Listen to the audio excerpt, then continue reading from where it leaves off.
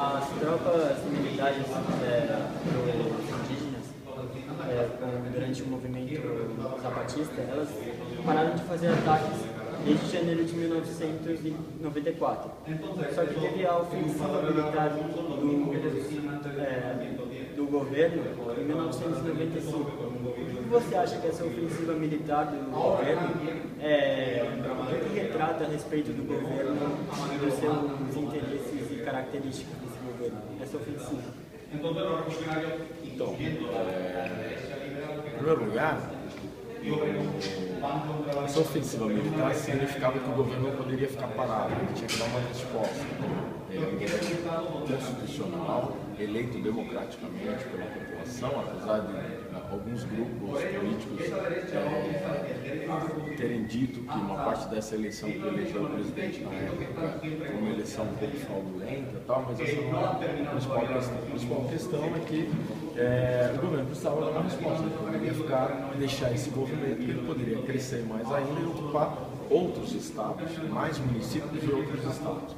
Então o governo reprimiu, que foi a maneira que ele achou que fosse mais adequada, só que isso contribuiu mais ainda para o fortalecimento do movimento neozapatista, né? Então essa é uma resposta que todo estado tem que dar, que é tentar aos poucos controlar o movimento. A segunda pergunta é que...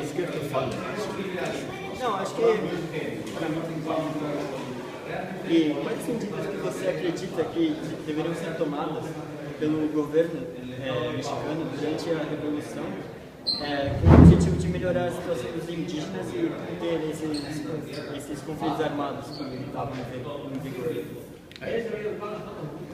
Primeiro, a gente tem que colocar em duas perspectivas. A primeira perspectiva é se o governo quer fazer isso. Então, o governo não quer fazer o que você sugeriu no pergunta. Ele não quer melhorar as condições de vida dos camponeses e indígenas. Ele não tem essa pretensão, ele vem na contramão. Se por acaso ele tivesse essa intenção, aí sim, o que ele deveria ter feito? Atendido às principais reivindicações indígenas, que são: primeiro, melhorar o sistema educacional, garantir que as crianças indígenas tivessem escolas próximas aos seus vilarejos e dentro dos vilarejos. Era uma coisa que se colocava, as crianças não tinham acesso à escola pública, poucas crianças tinham. Uma outra questão, os salários, o aumento dos salários dos trabalhadores indígenas que trabalhavam diretamente com grandes agricultores, a melhora das condições de trabalho desses indígenas e camponeses, fornecer créditos agrícolas para os camponeses de Chiapas, né? Ou seja, criar um sistema de saúde também, melhorar a infraestrutura hospitalar, acesso a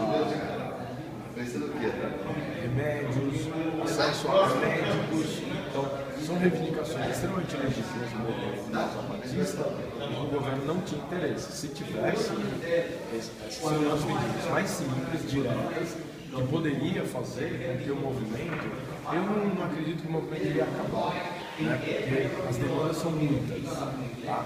Então, são demandas desde a questão da segurança do direito jurídico, que eles não eram atendidos.